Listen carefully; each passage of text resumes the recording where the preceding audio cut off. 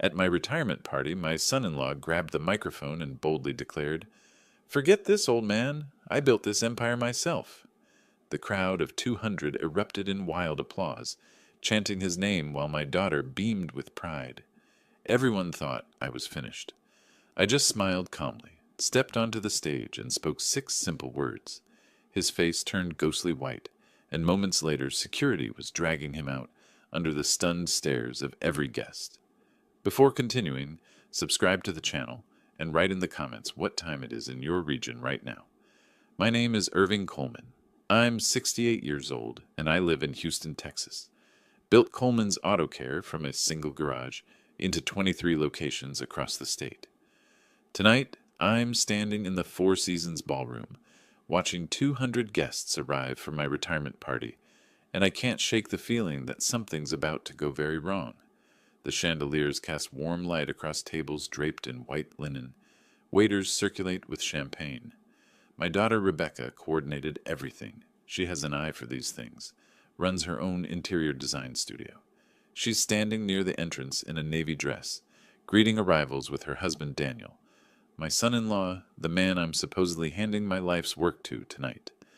Daniel Foster walked into our lives 5 years ago with an MBA from Stanford and a handshake that could sell ice to Eskimos. Tall, sharp-featured, the kind of smile that made investors open their checkbooks.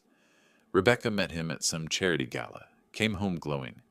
"Dad, he's brilliant. Works in business consulting, helped to turn around 3 failing companies." Within months, they were engaged. Within a year, married. I offered him a position as vice president. Figured having family in the business made sense. Someone I could trust. And at first, Daniel seemed perfect.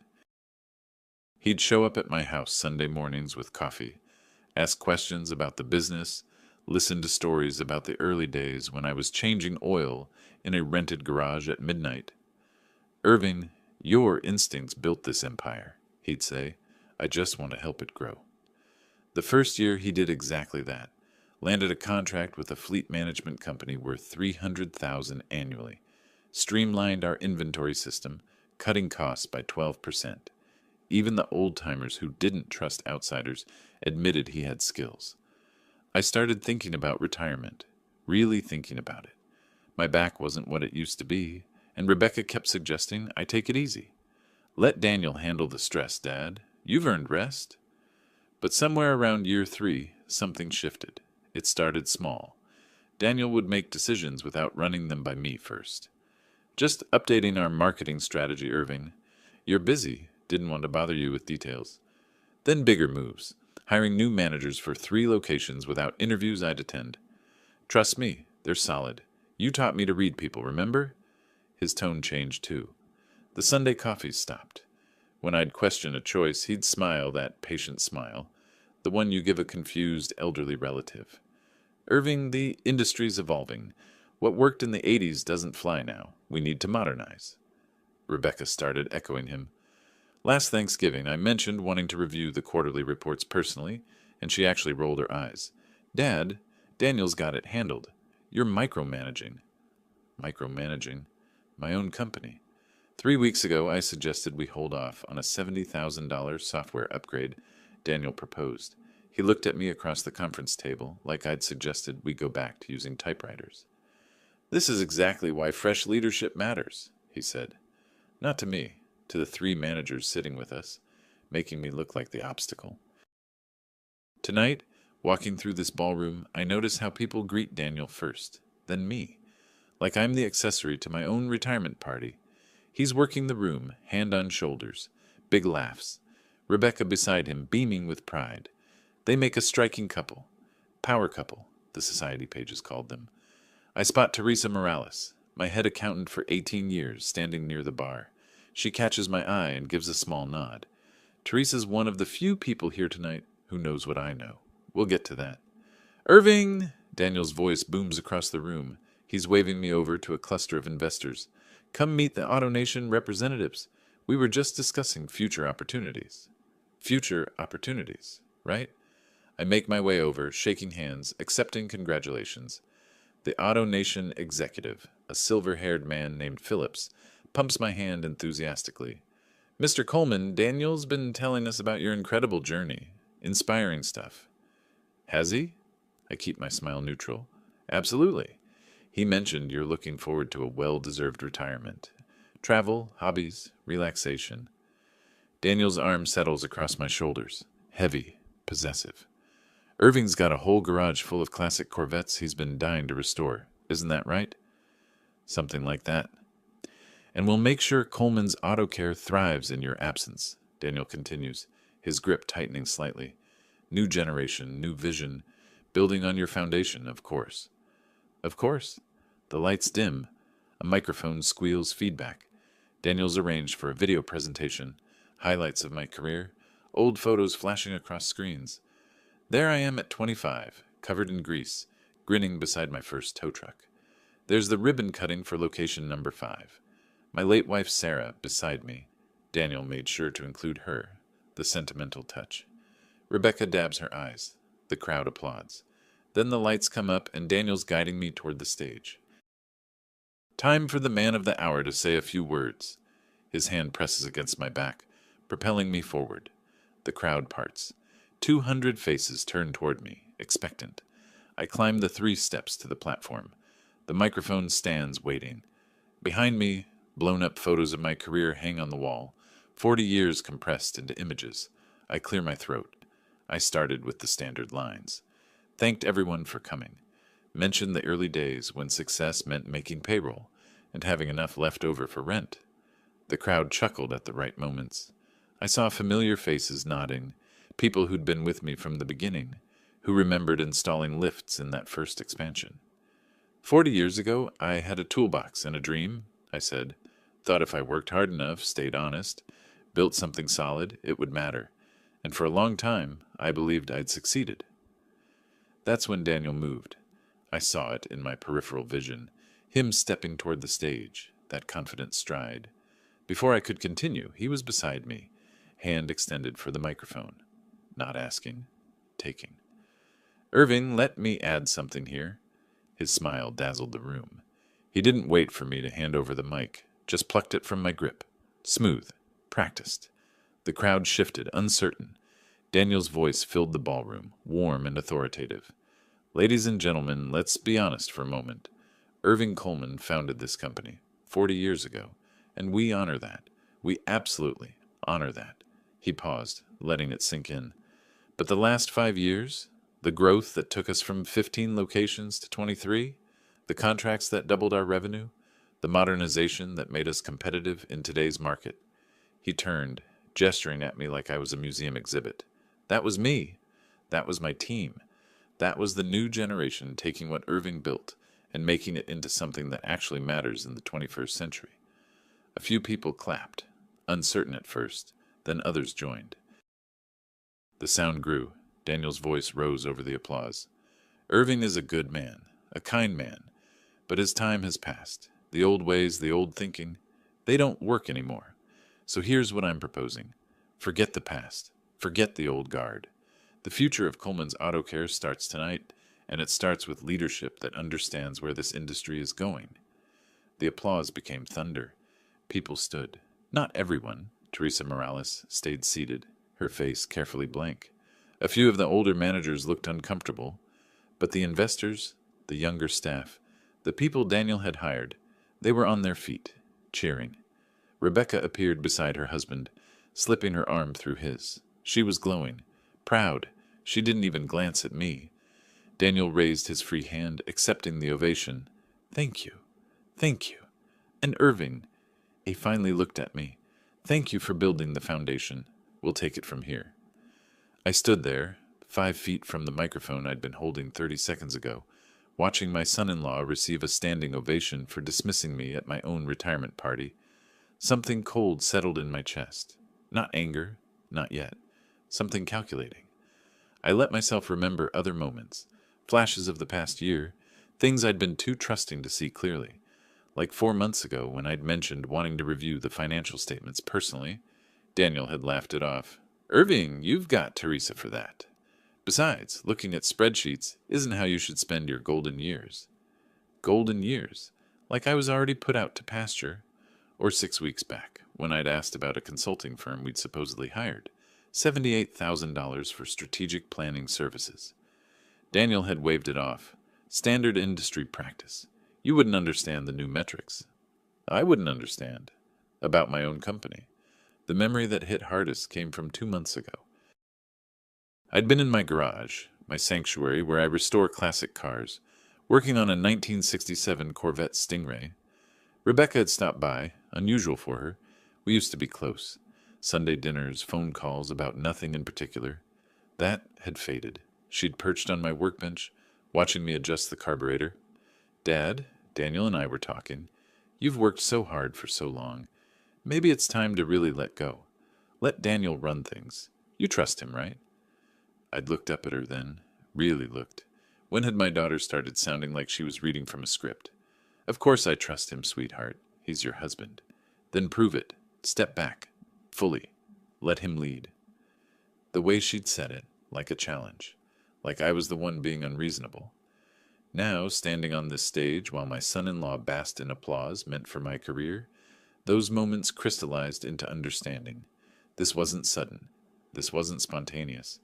Daniel had been positioning himself for months, maybe years, and Rebecca, my daughter, my only child, had either been fooled or was in on it. The applause finally died down. Daniel turned to me, extending the microphone. Want to add anything, Irving? The room waited. 200 faces, some sympathetic, some already looking at Daniel as the real leader, some just uncomfortable with the tension. I took the microphone. Slowly, let the silence stretch. Then I smiled. Not a warm smile, a cold one. The smile of a man who's been playing poker for 40 years and just realized he's been letting someone peek at his cards. Actually, Daniel, I do have something to add. My voice came out steady, calm. But it can wait. Tonight's about celebration, about recognizing what people have really built, what they've really earned. I saw the flicker in his eyes, uncertainty, just for a second. Enjoy the party, everyone. We'll talk business soon enough. I handed the microphone to the event coordinator and stepped off the stage, walked straight to Teresa Morales. She stood as I approached, her expression carefully neutral. Teresa, take a walk with me. We moved to the empty hallway outside the ballroom. The sounds of the party became muffled. Tell me everything, I said quietly. Every detail you found. Teresa pulled out her phone, brought up a document. 3 months ago, you asked me to flag unusual transactions. I've been keeping a separate file. She scrolled through entries. Here's the first one that caught my attention. $34,000 to Strategic Solutions, LLC. Consulting services. But when I checked, the company barely exists. Registered 8 months ago. No physical office. No employees listed. Just a P.O. box. And the others? Market Insights Group. 28,500. Same story. Then I went back further. She looked up at me. Irving, there's more. A lot more. Through the wall, I could hear Daniel's voice rising above the crowd. Another toast. More laughter. How much more, Teresa? I'm still tracking all of it, but conservatively, over 800,000 in the last 2 years. All approved by Daniel. All to companies that don't seem to provide actual services. $800,000. Enough to make me sick, but not enough to make me reckless. Have you told anyone else? No one. You said to keep it quiet. Good. Keep it that way. I straightened my jacket. Monday morning, I need you to do something for me. Make copies of everything, every suspicious transaction, every document, every email. Store them somewhere Daniel can't access. What are you going to do? I looked back toward the ballroom doors. Through the small windows, I could see Daniel holding court, my daughter beside him, both of them laughing. I'm going to remind my son-in-law that this company has my name on it, and that 40 years in business taught me one crucial lesson. Teresa waited. Trust everyone, I said. But always cut the cards. The conversation with Teresa that night in the hallway wasn't the first time we'd discussed Daniel's suspicious transactions. It was just the first time I'd admitted out loud what I'd been thinking for months. Let me back up. 3 months earlier. It was a Tuesday morning in May. I remember because I'd been planning my retirement timeline, mapping out dates on the calendar in my home office. Rebecca and Daniel were supposed to come over for dinner that weekend. Normal family stuff. Or what passed for normal anymore. Teresa knocked on my office door around 10. She had that look, the one accountants get when numbers don't add up and they're trying to decide if it's a mistake or a problem. Irving, do you have a few minutes? Always. What's going on? She closed the door behind her. That's when I knew it wasn't good. I've been going through the quarterly expenses and something caught my eye. She laid a printed spreadsheet on my desk. This payment here. $34,000 to a company called Strategic Solutions, LLC, Consulting Services. I scanned the line. The approval signature was Daniel's. Consulting on what? That's what I wanted to ask you. I don't have any records of a contract with them. No invoices, no project scope, no deliverables, just this single payment. I pulled the sheet closer. When was this approved? 2 months ago. But here's the thing. I checked the business registry. Strategic Solutions was incorporated 7 months ago. Delaware registration, which isn't unusual, but they have no website, no employee listings, just a P.O. box for an address. A prickle of unease ran down my spine. Maybe it's a legitimate small firm. Daniel handles a lot of vendor relationships now. Maybe. Teresa didn't sound convinced. But then I found this one. She pointed to another line. Market Insights Group, $28,500. Also approved by Daniel. Also incorporated less than a year ago. Also, no real presence beyond a registration. I sat back in my chair. 2 ghost companies. $62,500. Could be legitimate. Could be nothing. Could be something very wrong. Has Daniel mentioned these firms to you? Teresa asked carefully. No, but he doesn't run every vendor decision by me anymore. That was part of the transition plan, giving him more autonomy. Even as I said it, I heard the defensiveness in my voice. Teresa nodded slowly. Of course. I just thought you should know, in case you wanted to ask him about it. After she left, I sat there staring at those 2 line items. My first instinct was to walk down the hall and ask Daniel directly. That's what I would have done a year ago.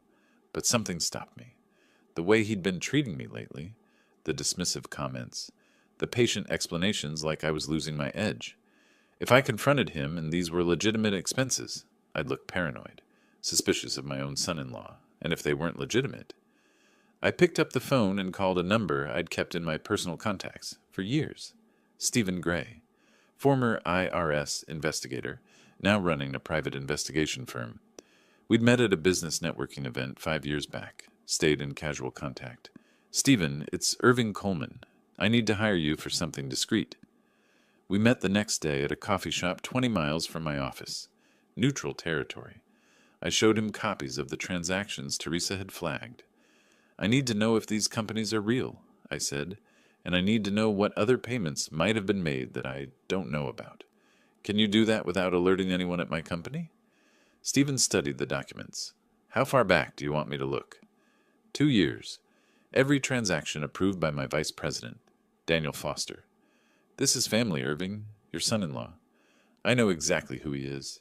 I met his eyes. That's why I need to be sure before I do anything. $12,000 for a full audit. Can you start immediately?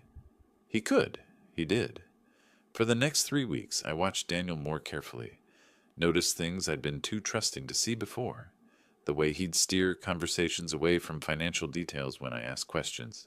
How he'd rescheduled our weekly operations meetings twice in a row, claiming conflicts. The expensive watch he'd started wearing looked like a Rolex Submariner, maybe $15,000. When did he buy that? Rebecca came over one evening. Daniel was working late. She sat in my kitchen, scrolling through her phone while I made us both coffee. Dad, Daniel mentioned you've been asking a lot of questions about the consulting contracts. My hand stilled on the coffee pot. He told you that? He's a little worried you don't trust his judgment anymore, that you're second-guessing his decisions. I'm not second-guessing anything. I'm trying to stay informed about my own company. She looked up from her phone. Your company. You still think of it that way. Rebecca, I built this business before you were born, and Daniel's grown it more in 5 years than you did in the previous 10. Maybe it's time to accept that he knows what he's doing. The coffee suddenly tasted bitter. When had my daughter started speaking to me like I was the problem? 2 weeks later, Stephen Gray called. We need to meet, not over the phone. His office was in a nondescript building near the Galleria. He had files spread across his desk when I arrived. Thick files. Irving, sit down. I sat. Your instincts were right. Strategic Solutions and Market Insights Group are shell companies. I traced the ownership through 3 layers of LLC registrations, and they all lead back to an offshore account in the Cayman Islands. My stomach dropped. Can you connect them to Daniel? Not directly. Whoever set this up knew what they were doing. But here's what I can connect. He pulled out a timeline. In the last 24 months, your company has made payments to 4 different consulting and marketing firms. Total amount, $847,000.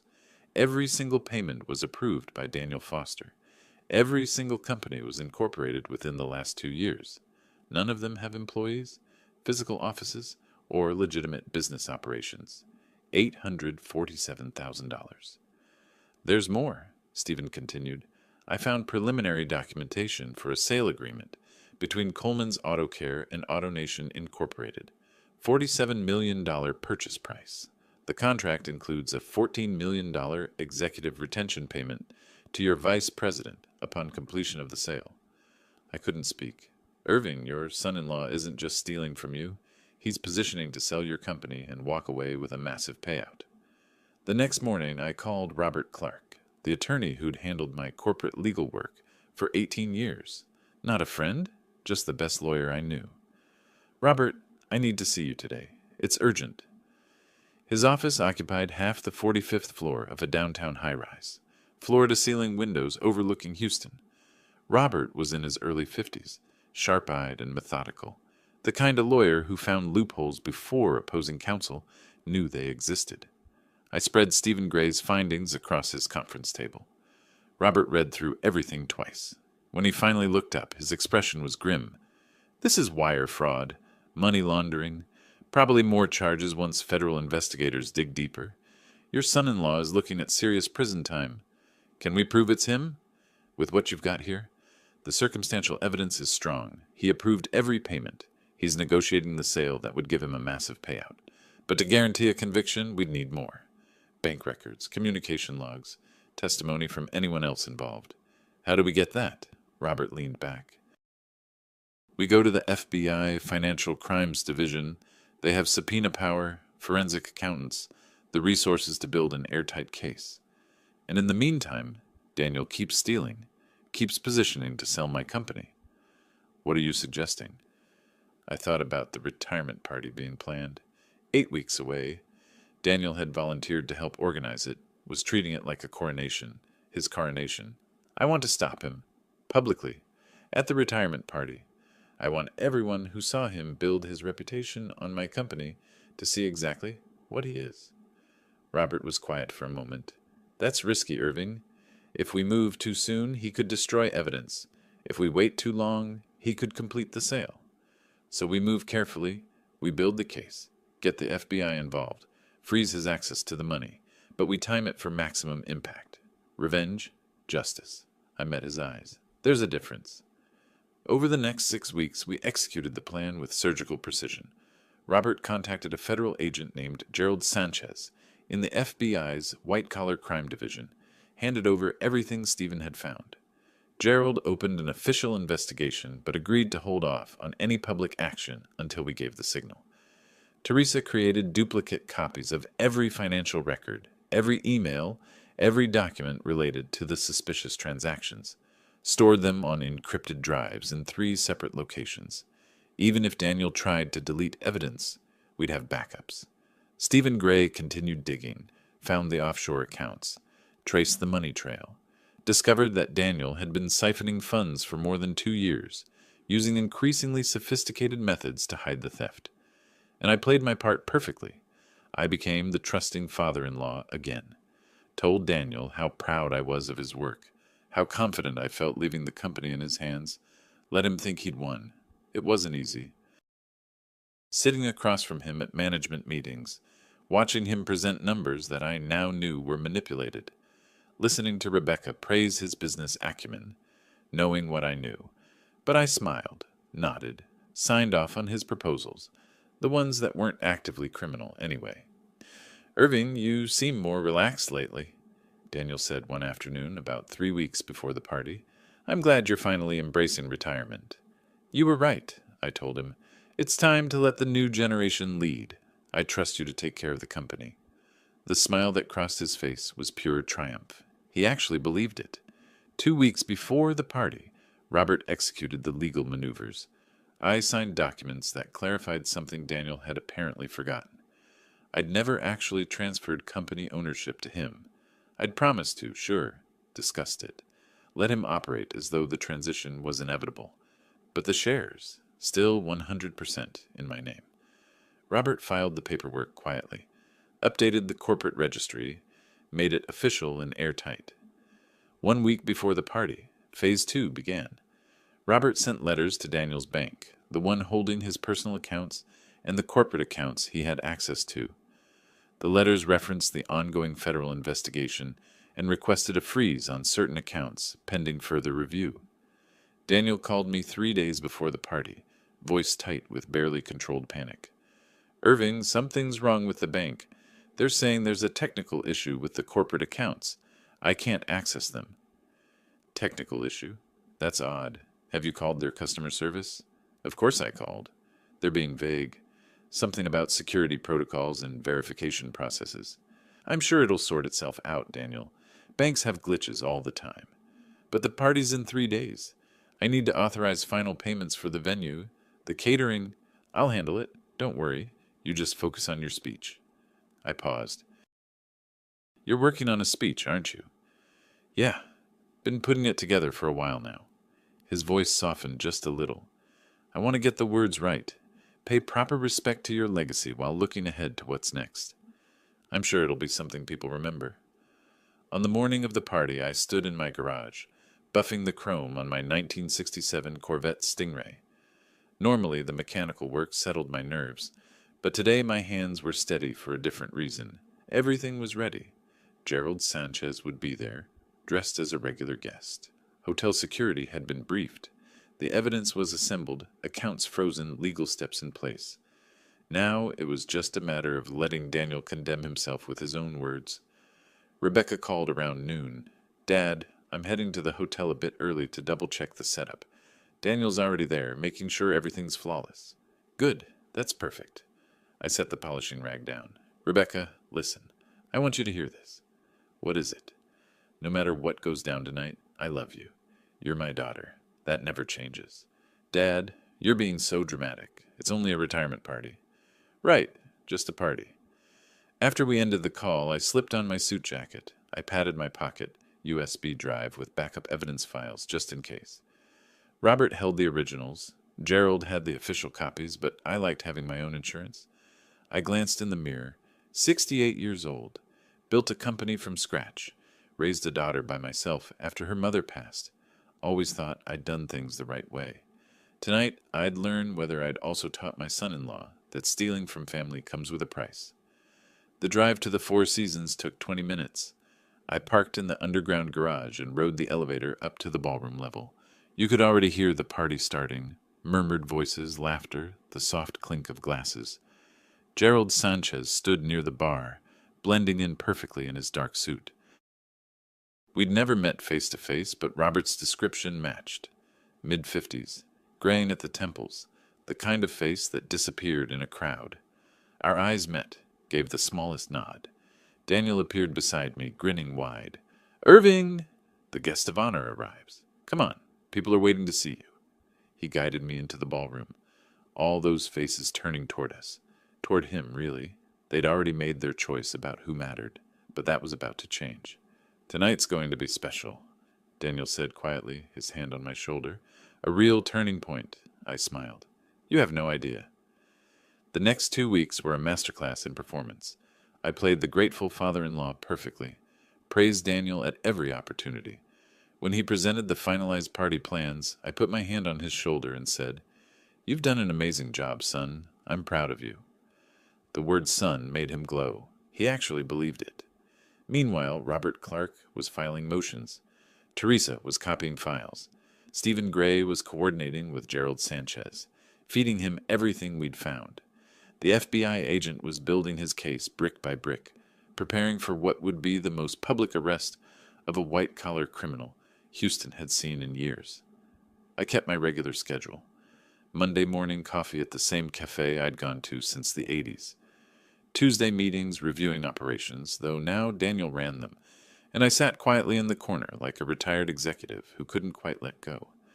Wednesday afternoons in my garage, working on the Corvette. Daniel stopped by the garage one Wednesday about 10 days before the party. He leaned against the workbench, watching me adjust the carburetor on the Stingray. You know, Irving, I've been thinking. After the transition is complete, you should take that car and just drive. Route 66, Pacific Coast Highway, whatever you want. I didn't look up from the engine. That sounds nice. You deserve it. You've built something incredible. Now it's time to enjoy the fruits of your labor. The irony was so thick I could taste it. He was talking about me enjoying retirement, while he was planning to sell my company and disappear with close to $1 million of stolen money. I tightened a bolt. What about you, Daniel? What are your plans once you're running things? Growth, expansion, maybe open locations in Louisiana, New Mexico. Take Coleman's Auto Care National. He paused. Actually, I've been in talks with AutoNation about a partnership. Could be huge. Partnership? I kept my voice mild, curious. Well, potentially more than that. They're interested in acquiring regional chains, building a network. The offer they mentioned would make us both very wealthy men. How wealthy? High 8 figures, maybe 9. He grinned. But that's down the road. First, we need to make sure the transition goes smoothly. I straightened up, wiped my hands on a rag, looked him in the eye. Daniel, I want you to know something. Whatever happens, I've always tried to do right by my family, by Rebecca, by this company. I know that, Irving, and I trust that you'll do the same. Take care of my daughter.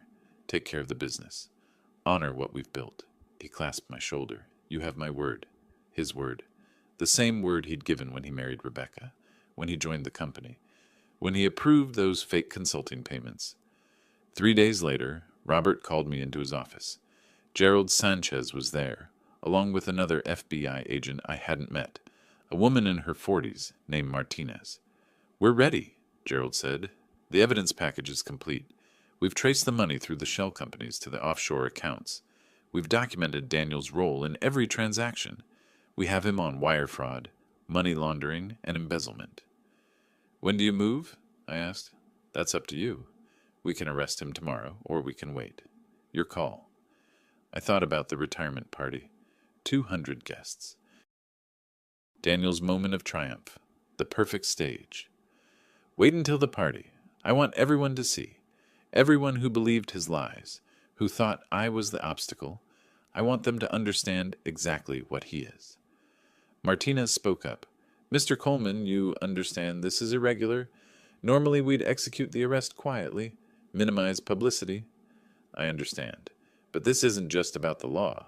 It's about my reputation, my company, my daughter's future. Daniel humiliated me publicly. He deserves the same treatment. Gerald nodded slowly. I'll be there in civilian clothes. When you give the signal, we'll move. What's the signal? Robert asked. I thought about it. When I say the words, check your accounts, that's when you approach. The morning of the party, I woke up early. Couldn't sleep anyway. Made coffee, sat in my kitchen watching the sun rise over Houston. In a few hours, everything would change. Around 10, I went to the garage. The Corvette was gleaming. Perfect. I'd spent months restoring it, getting every detail right. Something about the precision of mechanical work calmed me. You could see cause and effect clearly.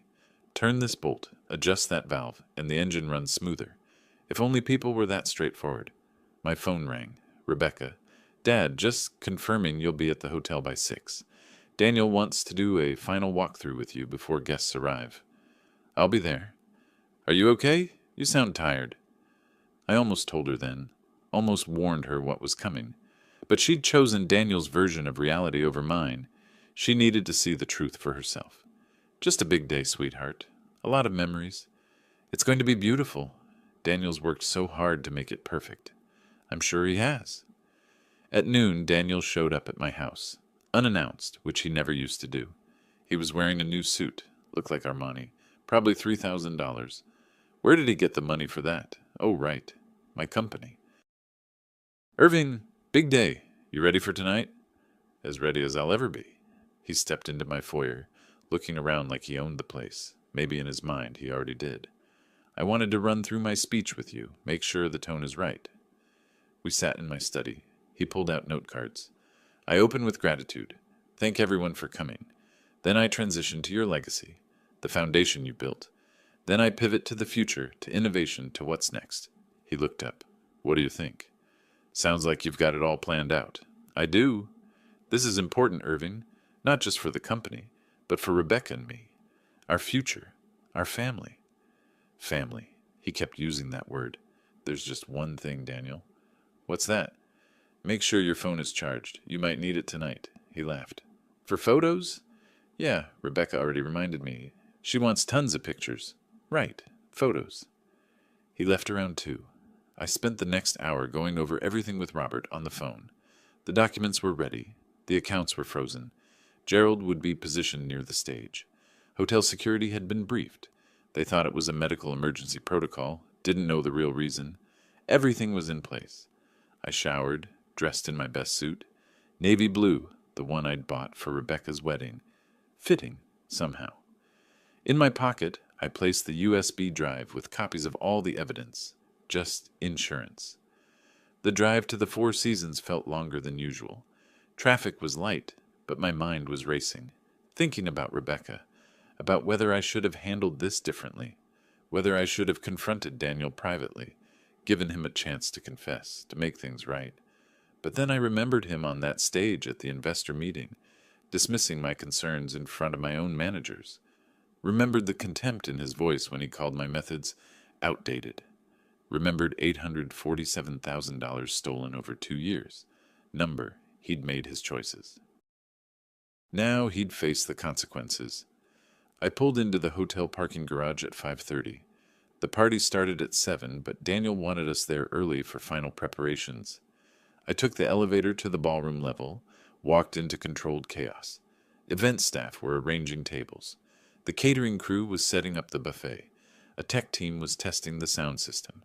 And there, in the middle of it all, was Daniel, directing everything like a maestro conducting an orchestra. He saw me and waved. Irving, perfect timing. Come see what we've put together. The ballroom looked spectacular. White and gold theme, elegant without being ostentatious. Photographs of my career blown up and mounted on stands around the room. A stage with a podium. 2 microphones. Professional lighting. This must have cost a fortune, I said. Only the best for you. Daniel grinned. Besides, it's an investment. Everyone important in Houston's automotive industry will be here tonight. Good for business. Good for his business, he meant. The business he was planning to sell. Rebecca arrived 10 minutes later, stunning in a navy dress that matched her eyes. She hugged me. Dad, are you excited? More than you know, sweetheart. She and Daniel conferred about last-minute details. I stood to the side, watching them work as a team. They looked happy. Connected. It made what was coming even more complicated. At 6:15, a man I recognized as Gerald Sanchez walked in wearing a dark suit and tie. He looked like any other early guest, successful, professional, unremarkable. Our eyes met briefly. He gave the smallest nod, then moved to the bar area, positioning himself with a clear view of the stage. Guests started arriving at 6:30. First the business associates, then friends, then employees. By 7, the room was filling up. I greeted people, shook hands, accepted congratulations. Everyone kept telling me how much I'd miss work, how retirement would be an adjustment. If they only knew what was about to happen. Daniel was in his element, working the room. I watched him charm the AutoNation executives, laugh with the investors, pose for photos with employees. He'd positioned himself as my successor so effectively that people genuinely believed he'd earned it. At 7:30, the lights dimmed for the video presentation. My career in pictures and video clips. There was genuine emotion in the room. I'd employed many of these people for decades, been part of their lives. When the lights came back up, Daniel guided me toward the stage, his hand on my back, confident and proprietary. We climbed the steps together. He handed me the microphone. Ladies and gentlemen, I began, Thank you all for being here tonight. The crowd quieted. I looked out at those 200 faces, saw Teresa Morales standing near the back, her expression unreadable, saw Gerald Sanchez at the bar, hand casually in his pocket where his badge must be, saw Rebecca in the front row, smiling up at me with pride. I started my speech, talked about the early days, the struggles, the victories, the people who'd helped me build Coleman's Auto Care into what it was today, and then Daniel made his move. Just like we discussed in my hallway with Teresa, he stepped forward and took the microphone. Smooth, practiced. The crowd shifted, surprised but not alarmed. "Irving, let me add something here," he said, that brilliant smile lighting up the room. I stepped back. Let him have the stage. Let him dig his own grave.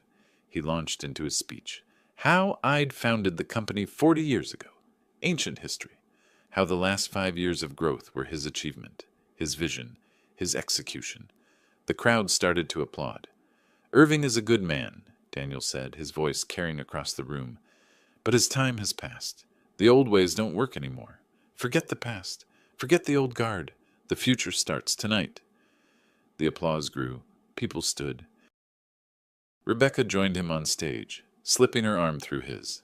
They looked like conquerors, like they'd already won. Daniel turned to me, extending the microphone. "Want to add anything, Irving?" The room fell silent. 200 people waiting to see how the defeated old man would respond. I took the microphone, let the silence stretch, looked at Daniel, then at Rebecca, then at the crowd. Then I smiled. Cold, calm, calculated. "Actually, Daniel, I do have something to add, but first," I pulled out my phone, held it up. "I need everyone to do something for me.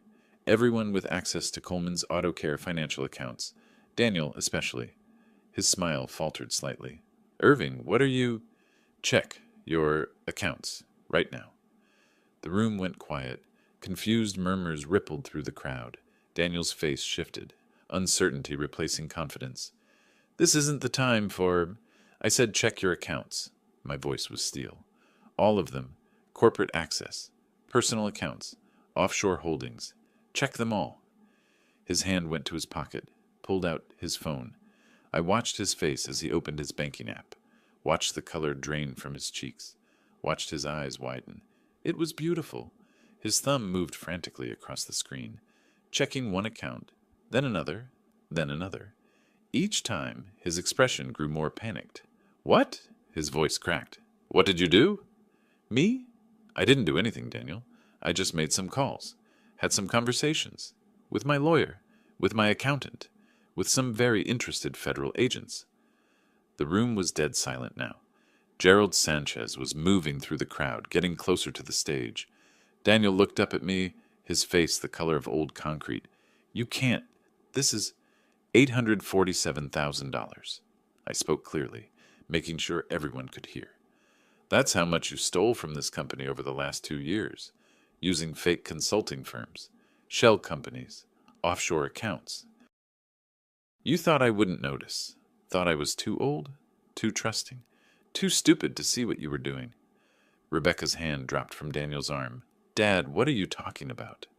"Your husband is a thief, sweetheart. He's been embezzling from Coleman's Auto Care since the day I gave him financial authority.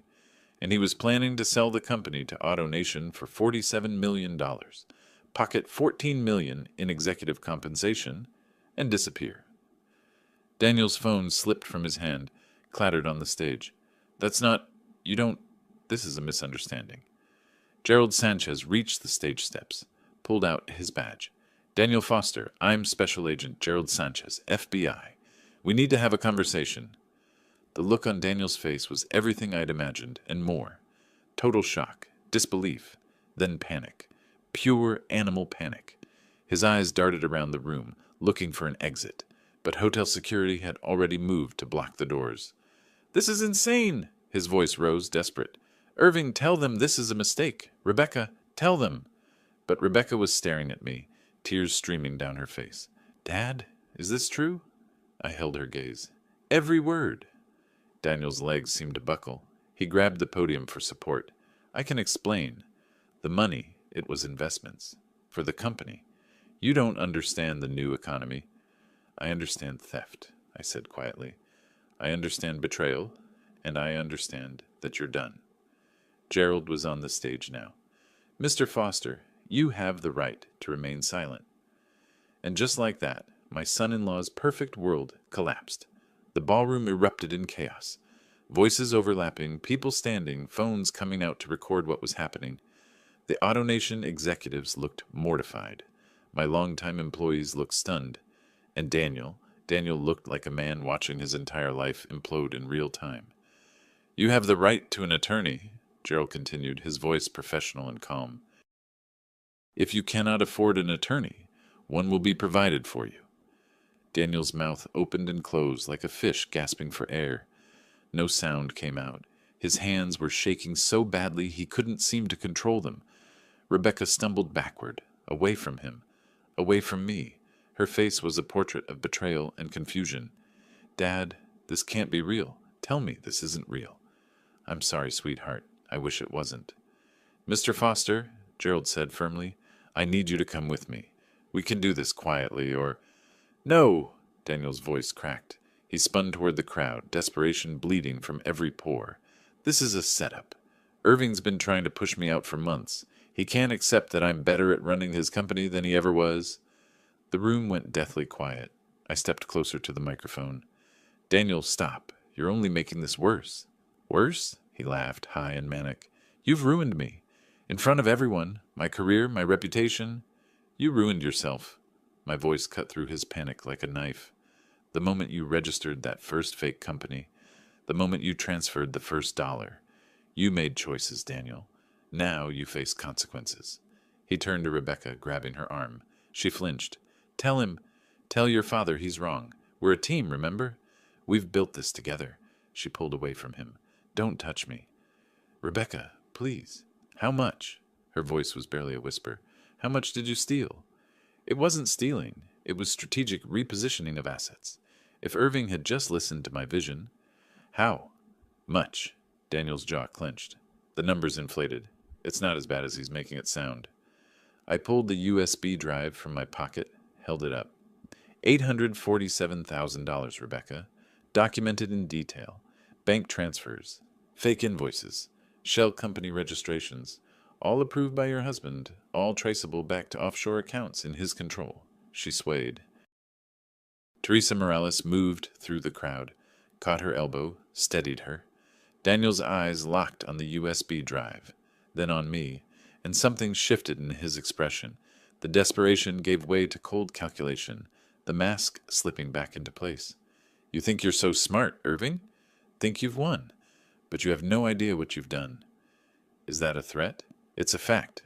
I know things about Coleman's Auto Care, things that could hurt the company. Destroy it, even. You want to play this game? Fine, but don't pretend you're the hero here. Gerald stepped between us. Mr. Foster, that's enough. Let's go. 2 hotel security guards moved in.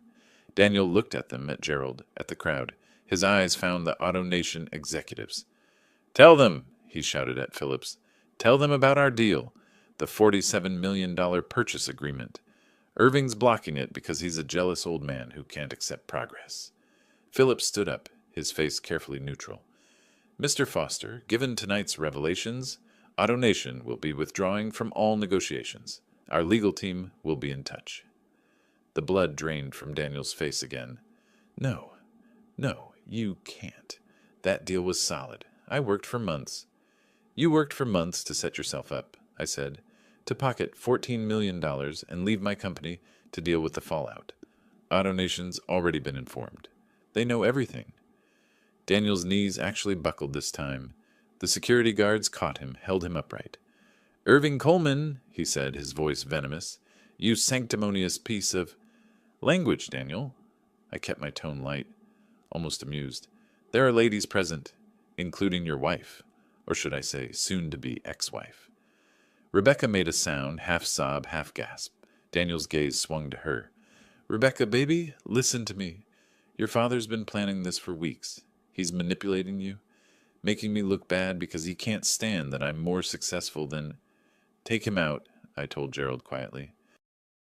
The FBI agent nodded. He and the security guards escorted Daniel toward the exit.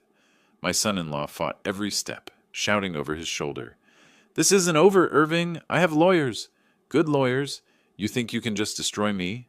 I'll fight this. I'll prove you planted evidence, fabricated documents." The doors closed behind him. His voice cut off mid-rant. The ballroom remained silent. 200 people staring at me, at Rebecca, at the space where Daniel had been standing 30 seconds ago. I took a breath, let it out slowly. "Ladies and gentlemen," I said into the microphone, "I apologize that your evening has been disrupted. This was not how I wanted tonight to go, but I couldn't let this continue. Couldn't let someone steal from the company so many of you helped build." Teresa stepped forward. "Irving's telling the truth. I've seen the evidence. Daniel Foster has been systematically embezzling from Coleman's Auto Care. The FBI has everything they need for prosecution." Murmurs rippled through the crowd. Some people were already leaving. Others clustered in groups, whispering. The AutoNation executives were gone, probably calling their lawyers. I looked at Rebecca. She was standing alone now, Teresa having stepped away. Tears streamed down her face, mascara running. She looked lost, broken. "Sweetheart, don't," her voice was sharp. "Don't call me that. Not right now." She pushed through the crowd and fled the ballroom. I started to follow, but Robert Clark appeared at my elbow. "Let her go, Irving. She needs time to process.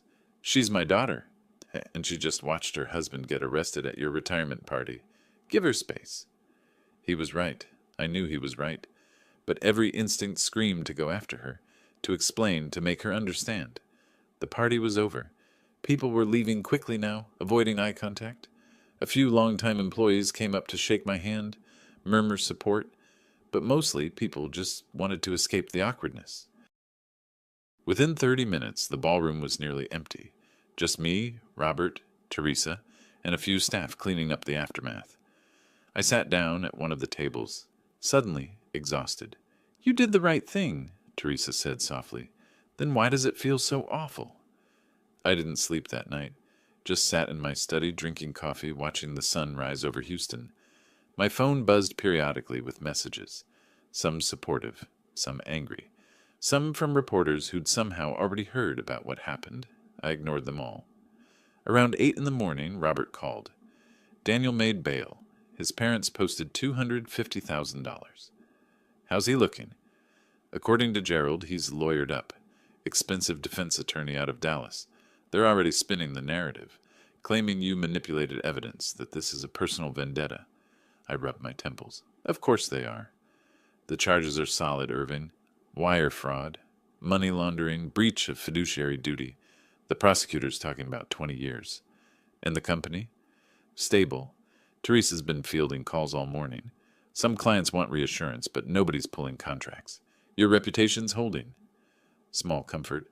"What about Rebecca?" Silence on the other end. Then, "She's not answering her phone. Daniel's trying to reach her too, from what I understand." That evening she showed up at my house. I heard the car in the driveway, saw her through the window. She looked terrible. Eyes red, hair uncombed, wearing the same clothes from the party. I opened the door before she could knock. "Rebecca, why didn't you tell me?" Her voice was raw. "Why didn't you warn me?" "Come inside, sweetheart." "Stop calling me that." She pushed past me into the foyer. "Answer the question. You knew for months, didn't you? You knew Daniel was stealing, and you didn't say a word to me." "I didn't know if you were involved." She recoiled like I'd slapped her. "You thought I was helping him steal from you?" "I didn't know what to think. You'd been defending him, criticizing me, taking his side every time we disagreed. Because he's my husband, was my husband." She wrapped her arms around herself. "I believed him when he said you were holding the company back, that your methods were outdated, that he was the one making things successful. And now? Now I don't know what to believe." She sank onto my couch, looking small and lost. "He's been calling, texting, saying you set him up, that the evidence is fake, that you're jealous of him." I sat down across from her, pulled out a folder I'd prepared. "These are copies of everything we found. Bank statements, wire transfers, shell company registrations, all the documentation the FBI is using." She didn't reach for it. I can't look at that right now. "Rebecca, there's more." "More? How can there possibly be more? I hesitated. This was going to hurt her, but she deserved the truth. Stephen Gray, the investigator I hired, he found something else, about Daniel's personal life. Her eyes met mine. I saw fear there, like she already knew but didn't want confirmation. There's a woman, Ashley Morgan, 28 years old. She manages the location on Westheimer. Rebecca's face went white. No. Daniel's been renting her an apartment. $3,400 a month? He's been paying for it out of the company budget, listing it as business expenses. Stop. The affair's been going on for at least 7 months, maybe longer. Stephen has photos, text messages, hotel receipts. She stood up abruptly. I need to go. Rebecca, I said I need to go. Her voice cracked. She headed for the door, then stopped, turned back. Did you know about her? When you were planning all this? I found out 2 weeks ago. And you didn't tell me then either. I wasn't sure how. You weren't sure how to tell your daughter that her husband was cheating on her, that he was stealing from you, that he was planning to sell your company and run off with another woman? She laughed, bitter and broken. When were you planning to share? At Thanksgiving? I wanted to protect you. Well, you failed, Dad. You failed spectacularly. She left. The door slammed hard enough to rattle the windows. I sat there for a long time, holding the folder of evidence, knowing she'd eventually need to see it, knowing it would destroy whatever illusions she still had about Daniel. 3 days later, she came back. No warning, just walked in using her old key. Show me everything, she said. I did. Every document. Every photo Stephen had taken of Daniel and Ashley together. Every text message where he'd called Rebecca clingy or naive to his mistress. Every detail of his plan to sell the company, take the $14 million, and move to California. He bought a house, I said quietly, in Malibu. $2.8 million. Put down $560,000 as a deposit. Stolen money. Yes. She flipped through the photos. Daniel and Ashley at dinner, walking on the beach, kissing in a parking garage. Her hands were shaking. He was going to leave me. Yes. After the sale went through, after he got his money, he was just going to disappear. That's what it looks like. She set the photos down carefully. I want a divorce, immediately, and I want him to know that I know everything. Rebecca, no more protecting me, Dad. No more hiding things because you think I can't handle them. I'm an adult. I made terrible choices trusting him, but I'm going to fix them. She picked up her phone, called a lawyer right there in my living room. By the end of the week, divorce papers were filed. Daniel tried to contest them, claimed reconciliation was possible, that the evidence was manipulated. Rebecca's response, delivered through her attorney. The only manipulation was yours. Sign the papers, or I testify against you. He signed. The night after the papers were finalized, she showed up at my garage. I was working on the Corvette, trying to lose myself in the mechanical simplicity of it. Can I help? She asked. I handed her a wrench. We worked in silence for a while, just the sound of tools and our breathing. I'm sorry, she said finally, for not believing you, for defending him, for making you feel like you couldn't tell me what was happening. You loved him. That's not a crime. I loved the person I thought he was, the real Daniel. She tightened a bolt with more force than necessary. The real Daniel was a stranger, a liar, a thief. You couldn't have known. Neither could you. In the beginning. She set down the wrench, looked at me. But you figured it out. And instead of just confronting him, instead of creating a private scandal, you built a case. You protected the company. You made sure he'd face real consequences. I exposed him at your expense. He exposed himself. You just made sure everyone saw it. She picked up another tool. When's the trial? Prosecutor says probably 3 months. Daniel's lawyers are trying to negotiate a plea deal. What kind of deal? Return the money, plead guilty to reduce charges, maybe 8 to 10 years instead of 20. Are you going to agree to that? I thought about it, about mercy versus justice, about what outcome would actually make things right. I don't know yet, I admitted. Rebecca nodded. Well, whatever you decide, I'll support it. And Dad? Yeah? Thank you for caring enough to stop him, even when it was hard, even when it cost you. We went back to work on the car, and for the first time since that night at the Four Seasons, something felt like it might eventually be okay. The next month was a whirlwind of rebuilding. First order of business, stabilizing Coleman's Auto Care. I postponed my retirement indefinitely. The company needed leadership, and I was the only one who could provide it. I brought in a forensic accounting firm to conduct a complete audit. What they found was worse than we'd initially thought. Daniel hadn't just stolen $847,000. The final tally came to $1,047,000. He'd been more creative than we'd realized. Fake vendor invoices, inflated expense reports, phantom employee salaries that went straight to his accounts. The man had turned embezzlement into an art form. How did he think he'd get away with this? Teresa asked one afternoon, reviewing the audit results in my office. He thought I was too old to notice, too trusting to check. I flipped through another page of fraudulent transactions, and he almost succeeded.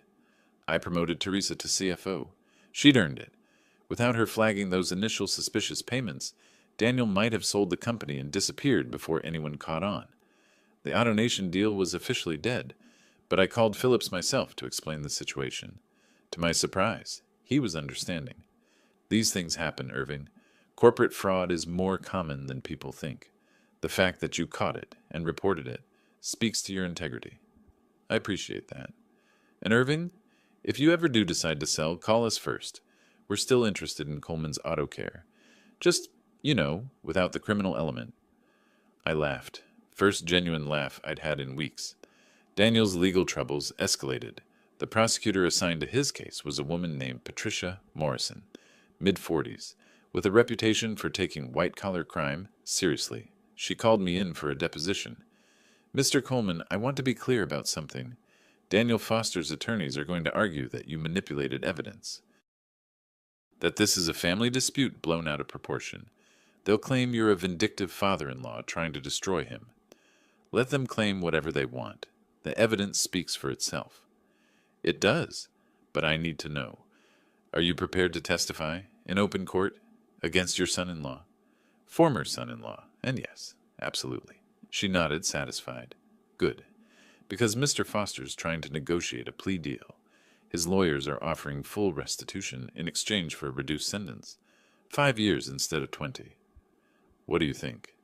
I think he stole over $1 million, planned to sell your company out from under you, and showed zero remorse until he got caught. But the decision on whether to accept a plea is partly yours. You're the victim here. I thought about Daniel's face at the retirement party, his arrogance, his contempt, the way he'd dismissed me in front of 200 people. No deal, I said. I want him to face every charge. I want a jury to hear what he did. Patricia smiled. That's what I was hoping you'd say. 2 weeks later, Stephen Gray came to my house with new information. He looked troubled. Irving, I kept digging into Daniel's finances. Found something you need to see. He spread documents across my dining table. Property records, bank statements, real estate transaction details. Daniel bought a house in Malibu. $2.8 million. Put down $560,000 as a deposit. Stolen money. All of it. But here's the interesting part. The house was purchased 6 months ago. Long before the AutoNation sale was finalized. He wasn't waiting to sell your company. He was already preparing to leave. My stomach dropped. Rebecca? Yeah. According to these emails I found, he was planning to move to California with Ashley the week after the sale closed. Had plane tickets booked, moving companies scheduled, everything. He was going to abandon her without a word. Looks that way. There's more.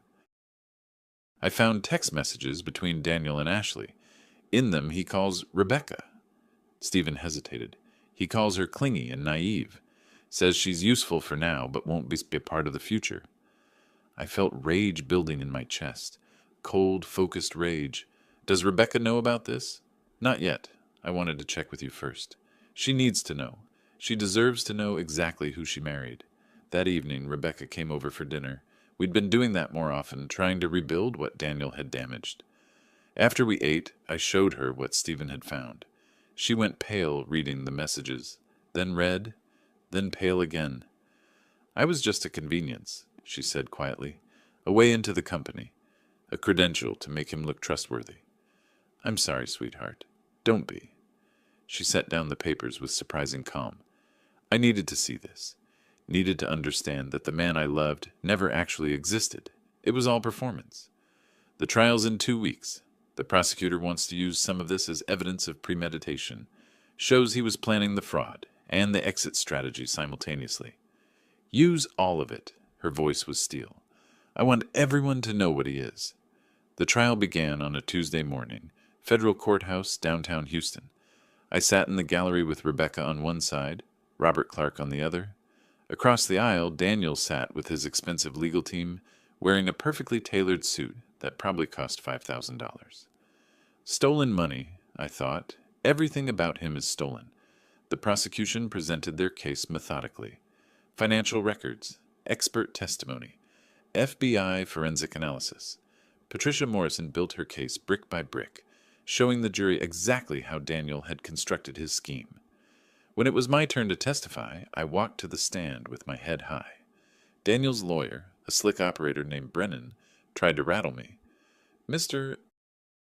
Coleman, isn't it true that you resented your son-in-law's success? No. That you felt threatened by his modernization efforts? No.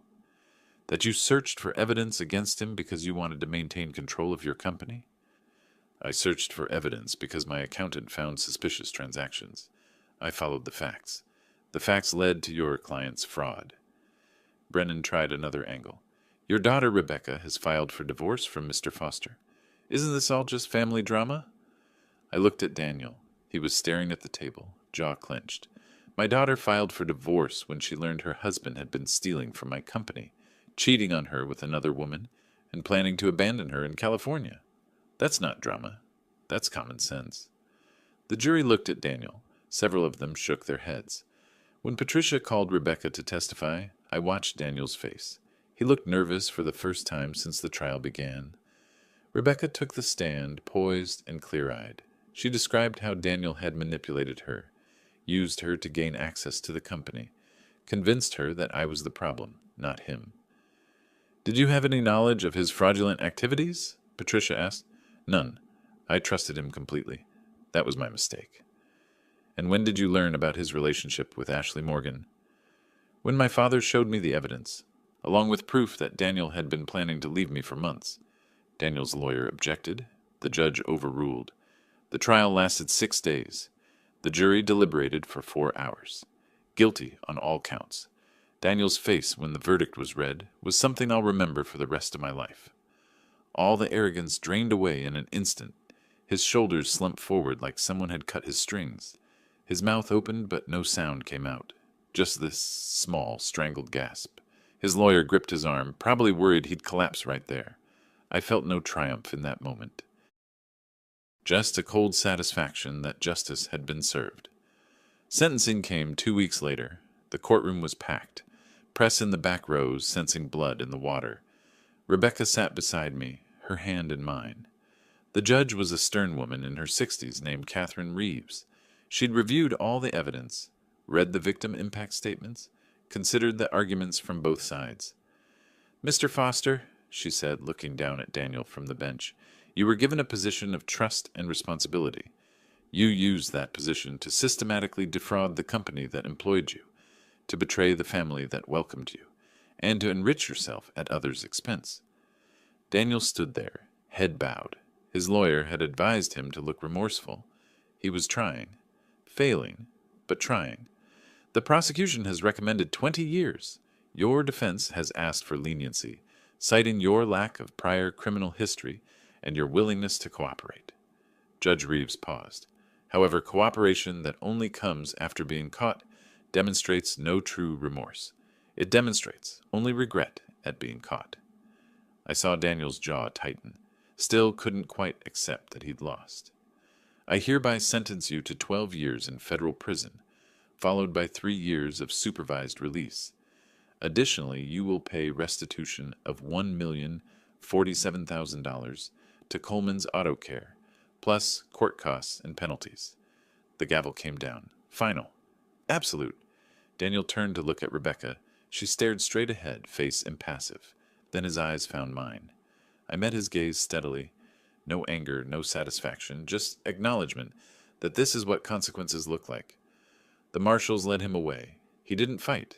didn't protest, just walked out of the courtroom with his head down, everything he'd built, everything he'd stolen gone. In the hallway afterward, reporters swarmed. I gave a brief statement.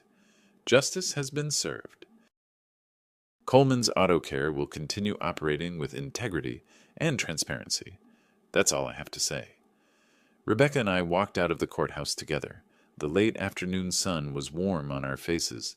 "How do you feel?" she asked. "Tired, relieved, ready to move on." "Me too." The financial recovery took time. The government had seized Daniel's offshore accounts, the Malibu house, everything they could trace back to stolen funds. We eventually recovered about $600,000. Not everything, but enough. I officially postponed my retirement. Told the board I'd stay on for at least 2 more years to ensure stability. Teresa, as CFO, was doing excellent work. I started grooming her for a bigger role.